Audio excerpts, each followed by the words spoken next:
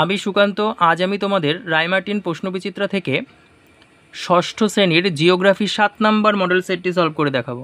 Second unit test 7 নম্বর model set. দেখো, 1 নম্বর, অতিবেগুনি রশ্মির কারণে বায়ুমণ্ডলে উষ্ণতা বৃদ্ধি পায় যে স্তরে, তা হলো থার্মোস্ফিয়ার। 2 নম্বর, উষ্ণ স্থানের সংস্পর্শে অপেক্ষিত কম উষ্ণ স্থানের দিকে তাপ ধীরে ধীরে ছড়িয়ে পড়ার পদ্ধতি হলো পরিচলন, বিকিরণ, পরিবহন। এটি সবকটি প্রযোজ্য। আচ্ছা, তারপরে দেখো 3 নম্বর, পশ্চিমী ঝঞ্ঝা সংঘটিত হয় শীতকালে। 4 নম্বর, পর্যায়ক্রমে শুষ্ক ও আর্দ্র ঋতুবিশিষ্ট অঞ্চলে সৃষ্টি হয় ল্যাটেরাইট মাটি। 5 নম্বর, অধিক বাষ্পীভবনের জন্য সৃষ্ট উদ্ভিদ হলো ক্যাকটাস। 6 নম্বর দেখো, বন্যপ্রাণী ও স্বাভাবিক উদ্ভিদের সঙ্গে প্রাকৃতিক সৌন্দর্য রক্ষা করা হয় জাতীয় উদ্যানে। ডি নাম্বার, জাতীয় উদ্যানে।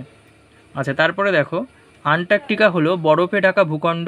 2 নম্বর, গরমকালে পশ্চিমবঙ্গে কালবৈশাখী পশ্চিমবঙ্গে সন্ধ্যের দিকে আবহাওয়া আরামদায়ক করে, এটা কালবৈশাখীর কারণে। আচ্ছা, তারপরে দেখো 3 নম্বর, মানুষের শিকার ও পশুচারণের অধিকার দেয় সংরক্ষিত অরণ্য, এটা ভুল হবে। 4 নম্বর, প্রদত্ত প্রশ্নটির এক কথায় প্রকাশ করো। জোয়ারের জলে সৃষ্ট লবণাক্ত মাটিতে কোন ধরনের স্বাভাবিক উদ্ভিদ জন্মায়? এটা হচ্ছে ম্যানগ্রোভ উদ্ভিদ হবে। আচ্ছা, তারপরে দেখো 5-এর 1 নম্বর, সূর্যরশ্মির পতন কোণ কীভাবে পৃথিবীর বিভিন্ন জায়গায় বায়ুর তাপমাত্রার পার্থক্য ঘটায়? এটি 177 পেজে 13 ও 14 পড়লেই হবে।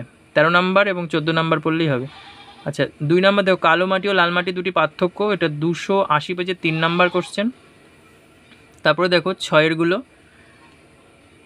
1, আন্টার্কটিকা মহাদেশের জলবায়ু ও স্বাভাবিক উদ্ভিদের বিবরণ দাও। জলবায়ু পেয়ে যাবে 145-এর 2 নম্বর কোশ্চেন, আর স্বাভাবিক উদ্ভিদ পাবে 148 পেজে 3 নম্বর কোশ্চেন। তারপরে দেখো 2 নম্বর, ভারতে মৌসুমি বায়ু 3টি প্রভাব লেখো, এটি 262 পেজে 4 নম্বর কোশ্চেন। 7-এর দেখো 7 নম্বর, মানুষের কাজকর্ম কীভাবে পরিবেশের ভারসাম্য নষ্ট করে তা আলোচনা করো, এটি 120 পেজের 11 নম্বর কোশ্চেন। রায়মার্টিন সহায়িকা বইয়ের পৃষ্ঠা নাম্বারগুলো এখানে দেওয়া হলো।